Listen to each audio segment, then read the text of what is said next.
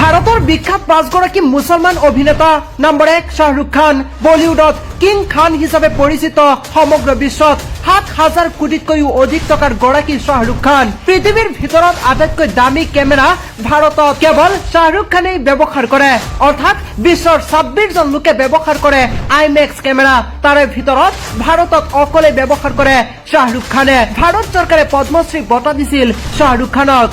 number 2 Salman Khan বলিউডত ভাইজান হিচাপে পৰিচিত এইগৰাকী বলিউড অভিনেতা সলমান খান ভাৰতৰ ভিতৰত আটাইতকৈ বেছি দুখীয়া লোকক টকা দান কৰা অভিনেতা বুলি জানিব পৰা যায় তেওঁৰ ইনকামৰ প্ৰায় আধা অংশই দুখীয়া দৰিদ্ৰ লোকক দান কৰে সলমান খান প্ৰডাকশ্যনৰ মালিক তেওঁ 2004 চনত ভাৰত চৰকাৰে তেওঁক হেণ্ডসাম মেন খিতাপ দিছিল নম্বৰ 3 আমিৰ খান প্ৰডাকশ্যনৰ মালিক আমিৰ খান এটা চিনেমাৰ বাবে 80 কোটি টকা চাৰ্জ লয় আমিৰ খানে মৌলানা আবুল কালাম আজাদৰ বংশধৰ এইগৰাকী আমিৰ খান পদ্মশ্ৰী পদ্মভূষণ বঁটা লাভ কৰিছিল ভাৰত চৰকাৰৰ পৰা এইগৰাকী অভিনেতা